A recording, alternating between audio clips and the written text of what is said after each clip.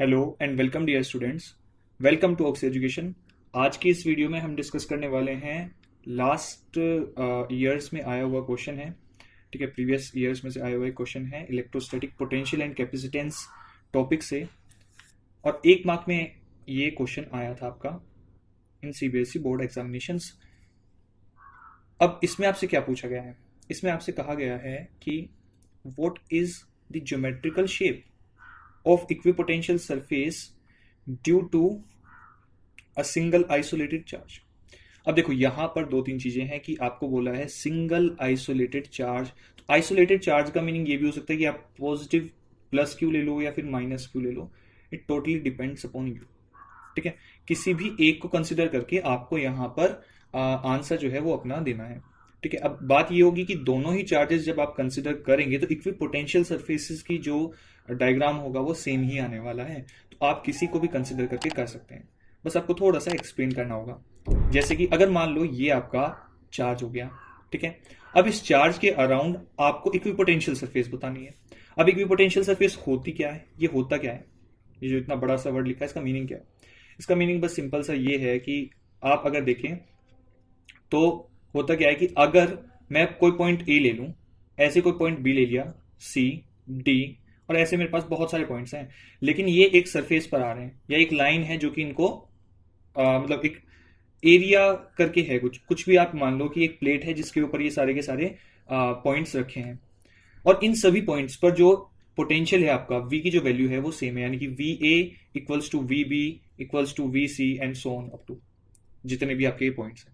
तो ये आपकी क्या बन जाएगी? इक्वी पोटेंशियल सरफेस बन जाएगी। जहां पर देखिए ना, मतलब मीनिंग क्या है इसका? इक्वी का मतलब इक्वल, और पोटेंशियल का मतलब क्या है कि पोटेंशियल जो उस पर एग्जिस्ट करेगा। और सरफेस की कोई भी सरफेस जिसके ऊपर पोटेंशियल आपका अगर सेम रहता है तो उसको आप क्या बोलेंगे? इक्वी पोटेंशियल सरफेस बोलेंगे। ठीक है, अब यहां पर आप देखो, अगर ये स्फेरिकल बॉल है आपकी, मान लो ऐसे कुछ रखी है, ये बॉल है। ठीक है, और इसके अराउंड अगर मैं एक ऐसे सरफेस बना दूं, सर्कुलर सरफेस या स्फेरिकल सरफेस, क्योंकि हम 3D अगर फिगर इसको इमेजिन करें तो एक बॉल समझिए आप, और उस बॉल के अराउंड भी एक और बॉल है। ठीक है, अब ये वाली जो सरफेस है, ये इस पर आप कोई भी एक पॉइंट ले लीजिए, कोई भी एक पॉइंट ले लो। लेट से मैंने यहां पर पॉइंट कंसिडर कर लिया, ये कितना डिस्टेंस पर होगा? लेट से आर डिस्टेंस पर है। तो अगर दूसरा कोई पॉइंट मैं कंसिडर करूंगा, अगर ये सर्कुलर आपका सरफेस है या स्फेरिकल सरफेस है, तो ये भी आर डिस्टेंस पर होगा। ऐसे सिमिलरली कोई भी आप पॉइंट ले लो जो कि इस सरफेस पर लाई करता होगा, वो आर डिस्टेंस पर होगा फ्रॉम द सेंटर। तो उसका मीनिंग क्या हुआ कि जब भी आप पोटेंशियल निकालने के लिए जाएंगे, whether point A whether point B, किसी पर भी निकालने जाएंगे, वो सबके सब सेम आएंगे और किसके इक्वल होंगे? के क्यू बाय आर के इक्वल होंगे। ठीक है, तो यही बात यहां पर भी आपको देखनी है कि जब आप प्लस क्यू चार्ज लोगे तो उसके अराउंड एक सरफेस बनेगी, स्फेरिकल सरफेस, ऐसे। ठीक है, एक सरफेस ये बन जाएगी। आपको ये सर्कुलर बनानी है, मेरे से जो है थोड़ी सी ये लाइन डिस्टोर्ट हो जाएगी, तो आपको ये सर्कुलर परफेक्ट बनानी है। ठीक है, ये हो जाएगा। और ये होगा आपका R1 डिस्टेंस बोल लो, ये हो जाएगा आपका R2 डिस्टेंस। ठीक है, ऐसे ही एक R3 डिस्टेंस पर बन जाएगा। ठीक है, तो ये आपके इक्विपोटेंशियल सरफेसेस होंगे जो कि इस चार्ज के लिए होंगे। और ये किससे शेप के होंगे? ये होंगे स्फेरिकल। ठीक है, तो आपको इसका आंसर क्या लिखना है? आपको आंसर लिखना है कि ज्योमेट्रिकल शेप क्या होगी? Geometrical shape will be,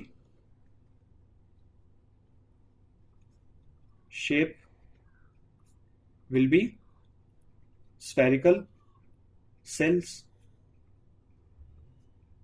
spherical shells मैंने इसलिए बोला क्योंकि देखो ये सरफेस होगी, ना कि एक ठोस या डेंस कोई फिगर होगी। ठीक है, एक सरफेस होगी, तो इसलिए सेल बोलेंगे कि अंदर से वो एम्प्टी है।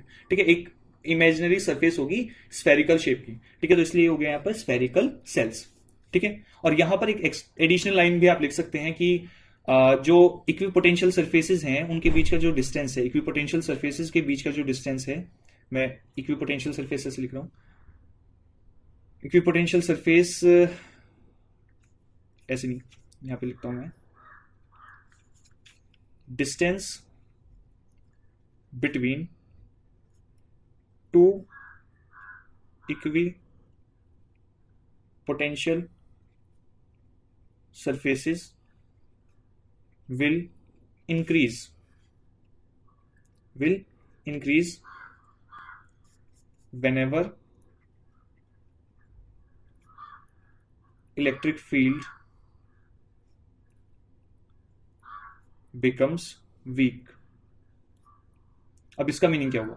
इसका मीनिंग ये हुआ, हमने ये तो डिसाइड कर लिया या हमें ये तो पता चल गया कि यहां पर जो सर्फेसिस होंगी ये स्फेरिकल शेप की होंगी, लेकिन इसमें एक और चीज भी आती है, वो ये है कि अगर ये आपका पॉइंट चार्ज है तो जब आप पहली सरफेस बनाएंगे वो ऐसी होगी, दूसरी सरफेस इसके थोड़ा नजदीक होगी, ठीक है, तीसरी सरफेस इससे थोड़ा दूर होगी, मतलब ये वाला जो डिस्टेंस होगा अल्टीमेटली ये बढ़ता जाएगा टाइम के साथ, और ऐसे ये वाली बढ़ जाएगी और ज्यादा, फिर एक इससे अगर बाहर बनानी होगी तो ये ऐसे हो जाएगी, तो मतलब ये वाला जो डिस्टेंस होगा ना ये वाला आपका बढ़ता जाएगा जैसे जैसे आप इससे दूर जाएंगे। अब इससे दूर जाने का मतलब क्या है?